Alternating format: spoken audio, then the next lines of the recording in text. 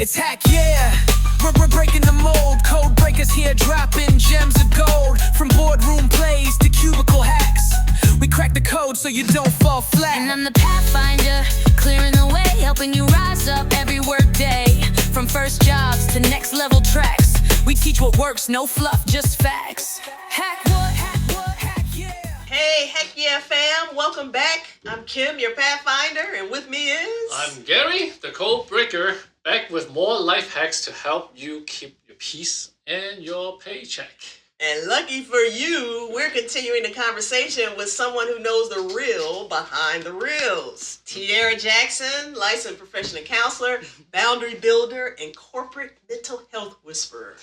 Thank you for having me back. I'm ready to dig in today. That's some hardcore introduction there. So last episode, we talked about recognizing stress signal.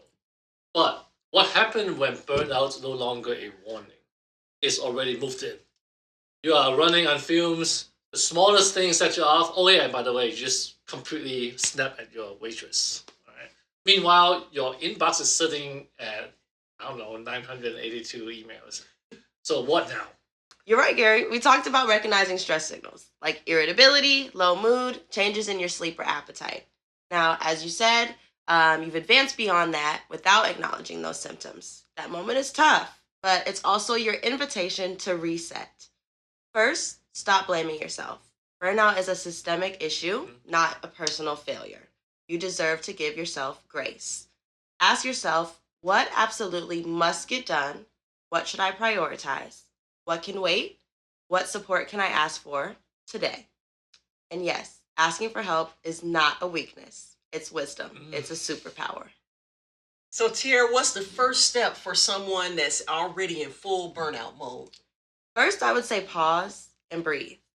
I tell my clients it's way more difficult to focus on everything all at once. You have to identify what is the most pressing issue and where you should start. For a lot of people, a lack of boundaries and a lack of assertive communication are what can fuel and maintain burnout. Okay, let's talk boundaries. We throw the word around like confetti, but what do healthy boundaries actually look like? And we're talking about in a work setting. Yeah, that's a great question. So boundaries aren't walls, they're bridges to clarity. There's 3 workplace examples that I have of boundaries. So there's I don't respond to emails after 6 p.m., telling your boss I need 48 hours to complete this, or my personal favorite, I'm at capacity right now, let's talk priorities, what should I focus on first? I'm shaking my head because that's hard, Tiara. When you are the go-to person, at least you think that you're a go-to person at the workplace, and people expect you to say yes. Yeah, that makes sense. Boundaries are uncomfortable for sure, but so is resentment. You get to choose which discomfort will help you grow. There's a certain level of clarity and understanding that really comes as a result of these uncomfortable conversations. Yeah, speaking of which, there are a lot of people out there that avoid uncomfortable conversations and hate confrontation. I've had a couple bosses that were not very good at giving constructive feedback. Sometimes you have to force the issue, right? That's another topic for another time, but how to manage up for your development and sanity.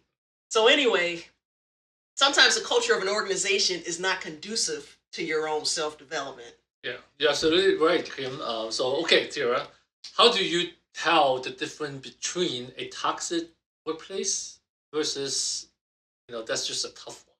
Yeah, good question. Let me take a stab at that.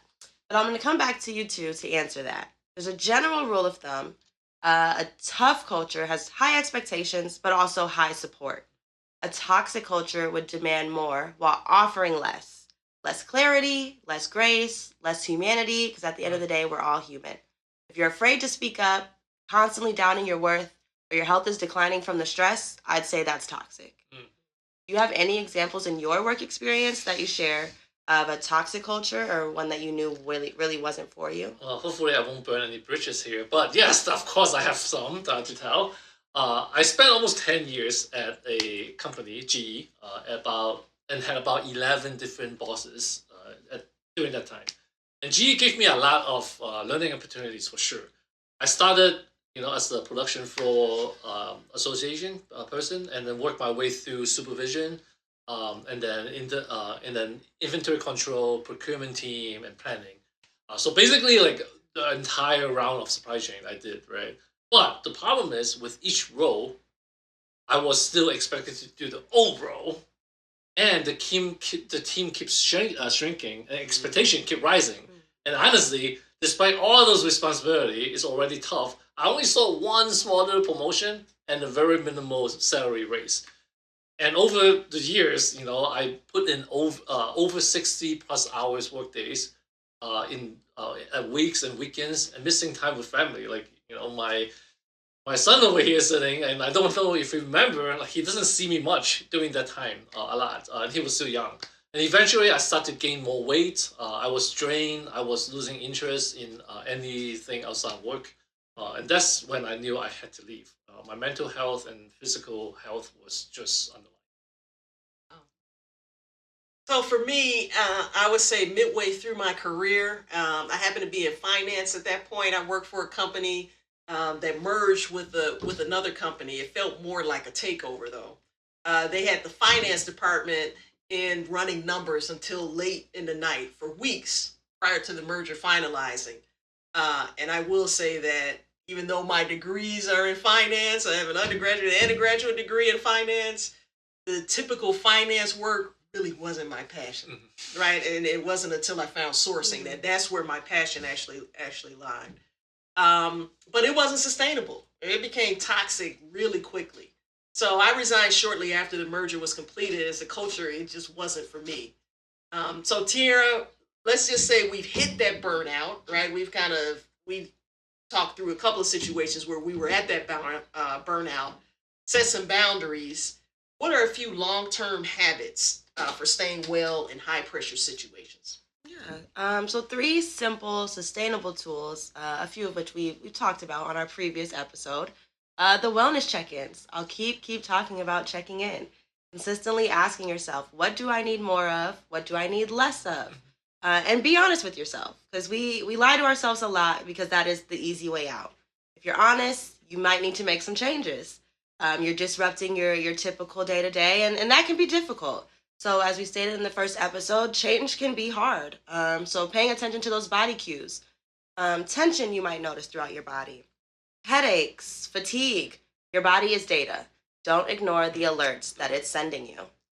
Some recovery rituals could be helpful. So daily practices that really restore you. This could be prayer, journaling, yoga, listening to music, or just staring at the wall for 5 minutes. No judgment, giving yourself that time. Love it. All right. Really good information for our hacksters out there, right? You have to take care of yourself before anything else. So, all right, rapid fire round. Tiara, name a micro move for each of these. A stressful Monday morning. Taking a lap around the office, whether it's inside or if you're able, step outside, get a little bit of vitamin D. Just disrupt your routine a little bit. How about toxic team meeting? Take 5 minutes before and 5 minutes after your meeting to do a grounding exercise. One example and one of my favorite grounding exercises is the 5, 4, 3, 2, 1 method.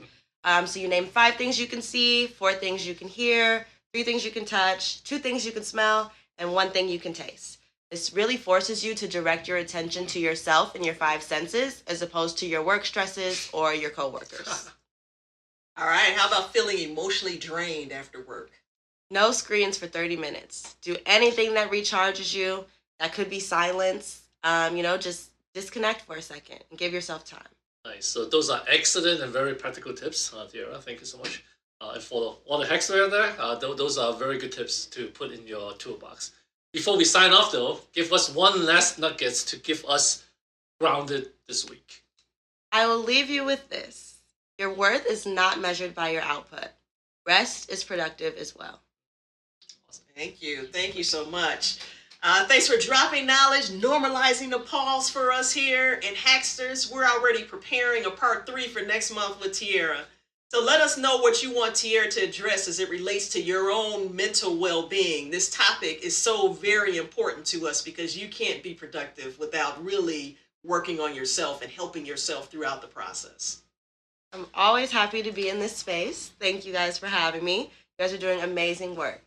Again, Hacksters, contact me at tiarajacksonlpc@gmail.com for private sessions or workshops, speaking engagements at your place of employment. All right, before we go again, special shout out to behind the scenes. We've got Dominique Da Vinci Group. We've got Aiden here helping us too behind the scenes. So recording, editing all those episodes for us. Follow him on YouTube at Dom Da Vinci or Da Vinci Group. Yep, thank you so much for hanging out with us for this important episode of Heck Yeah. We'll be back next week, Thursday, with another drop. So hit subscribe, share the pod with someone that you love, that you work with, and definitely follow us on LinkedIn at Heck Yeah. All right, don't forget, visit HeckYeA.com. We've got articles, updates, feedback form. Tell us what you're struggling with or what you want us to cover in future episodes, and definitely tell us what you want Tiara to address for the next episode. Thank you so much for joining us again, Thank Tiara. you for having me. All right, and until next time, Heck yeah! It's Hack Yeah. We're breaking the mold. Code breakers here dropping gems of gold. From boardroom plays to cubicle hacks. We crack the code so you don't fall flat. And I'm the Pathfinder, clearing the way, helping you rise up every work day. From first jobs to next level tracks, we teach what works, no fluff, just facts.